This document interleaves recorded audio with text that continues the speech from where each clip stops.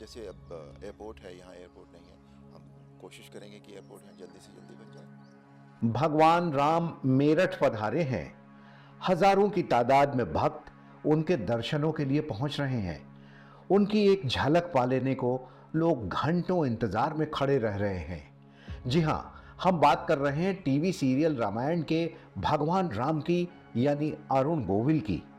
Arun Govil BJP के ticket पर मेरठ से लोकसभा चुनाव में उम्मीदवार हैं। शांत चित्त और उदार स्वभाव के अरुण गोविल से खुल के की टीम ने भी मुलाकात की। अपनी बातचीत में रामायण के राम ने कहा कि उनकी इच्छा है कि मेरठ शहर में भी एक एयरपोर्ट हो और चुनाव जीतने के बाद वो इसके लिए पूरी कोशिश करेंगे। सर, खुल के में आपका स्वागत है सबसे पहले। और भाजपा ने इस बार के आम चुनाव में आपको टिकट दिया है और मेरठ से, तो मेरठ चुनाव में क्या मुद्दे होंगे जो जनता के बीच में आप लेके जा रहे हैं? क्योंकि आपकी जो छवि है वो एक प्रभु श्री राम के रूप में लोग, देश की जनता जानती है। तो ऐसे में आपको जो जनता है उससे कैसा प्यार मिल रहा है? बहुत बहुत ज़्यादा प्यार मिल रहा है। प्यार तो हमेशा से मिलता ही रहा है, लेकिन चुनाव में आने के बाद वो प्यार जो है ना और ज़्यादा बढ़ गया है। उनका जो रिएक्शन है वो और बहुत ज़्यादा पॉजिटिव हो गया है मेरे लिए। तो ये एक बहुत बहुत ही अच्छी बात है। अगर देखा जाए तो आपका ये मूल निवास रह चुका है मेरठ। यहाँ से आपने पढ़ाई लिखाई की, उसके बाद आपने मुंबई का रुख किया और वहाँ से आपने अपने अभिनेता का करियर शुरू किया। आज आप एक नेता के तौर पे लोगों के बीच में जा रहे हैं। तो क्या लगता है कि जो आपने अभिनेता के तौर में जो पहचान बनाई है, वो नेता के तौर पे कितनी पहचान बना पाएंगे? अब ये तो समय बताएगा। देखिए, भविष्य के बारे में मैं कुछ नहीं कह सकता। मैं बेसिकली बिलीव करता हूँ कि अपने कर्म करने में, ठीक है ना। मैं कर्म अच्छे ईमानदारी से करता हूँ, बहुत सत्यता से करता हूँ, बहुत लगन से करता हूँ, और फिर बाकी जो मैं फल जो है वो राम जी के ऊपर छोड़ देता हूँ। राजधानी दिल्ली से 70 किलोमीटर दूर बसा मेरठ पश्चिमी उत्तर प्रदेश का बेहद खास शहर है। ये वही शहर है जहां से 1857 की क्रांति का बिगुल बजा था और देश के कोने कोने तक पहुंचा था।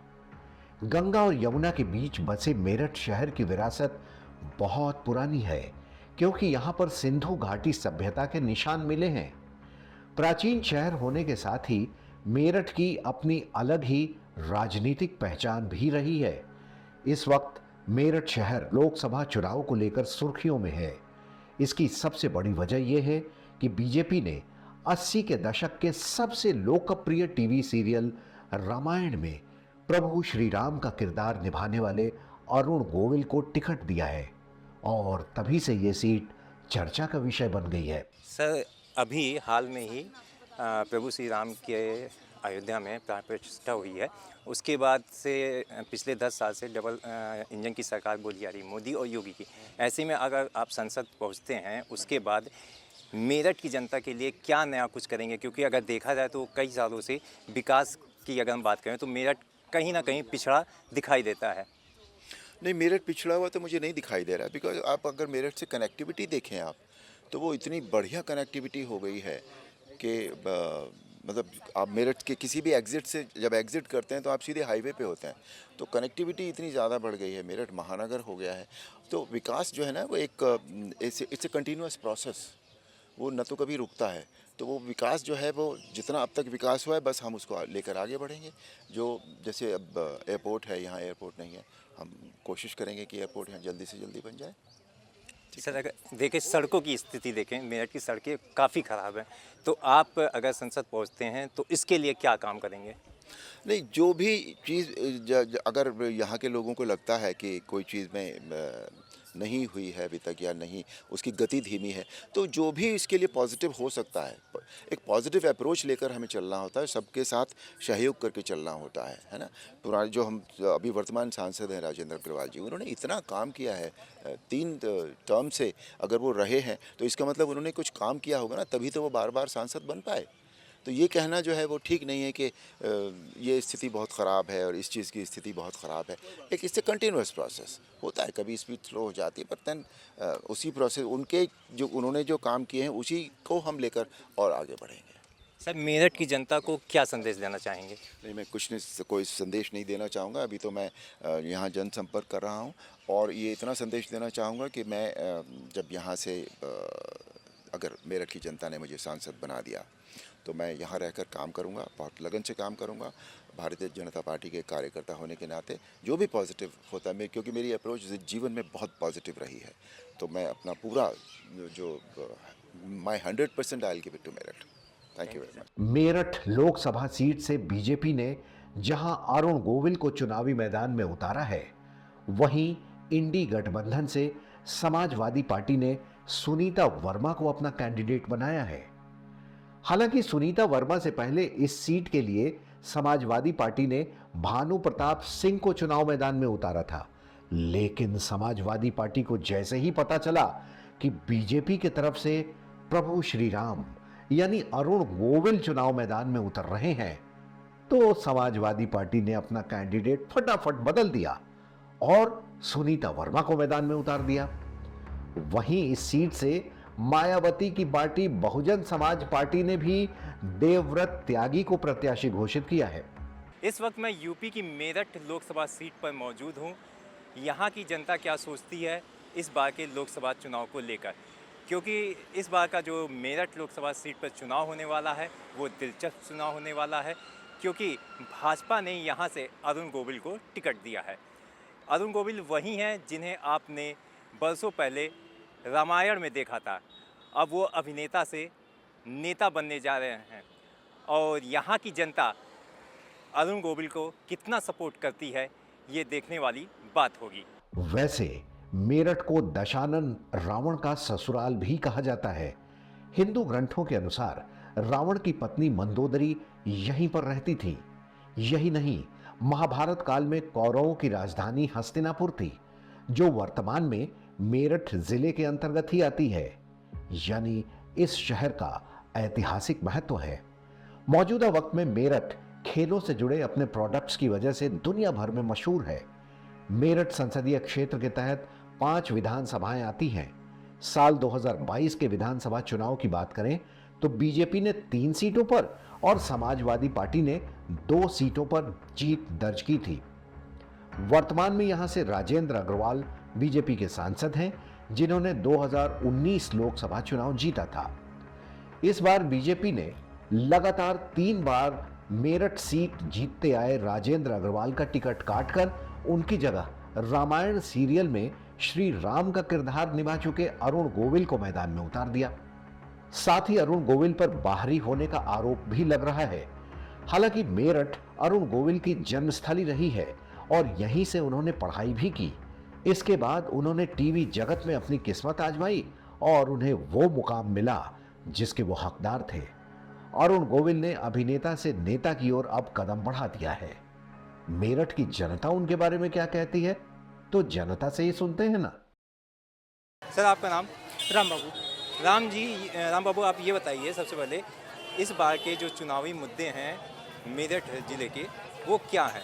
तो मेन मुद्दे तो हैं शिक्षा को लेकर के। बहुत से जो शिक्षा है, शिक्षा काफ़ी का स्तर जो है यहाँ पे काफ़ी ख़राब है। सरकारी टीचर जो है स्कूलों में नहीं आते, अपनी जगह उन्होंने जो है एक सब टीचर रख रखा है कम सैलरी पे। तो सबसे पहले तो शिक्षा का सुधार जरूरी है। दूसरा चीज़ है कि सड़क की हालतें ऐसी हैं कि हाईवे तो बन गए हैं, सरकार ने बना दिए, लेकिन अगर स्थानीय सड़कों की बात करें तो गड्ढे काफ़ी हैं। कहीं ना कहीं उस बात को लेकर के जनता में अच्छी खासी यहाँ पे नाराज़गी देखी जाती है। और व्यापार है जो ऑनलाइन व्यापार काफ़ी हुआ है, लेकिन जो स्थानीय दुकानदार की बात करें, स्थानीय दुकानदार खाली बैठा रहता है।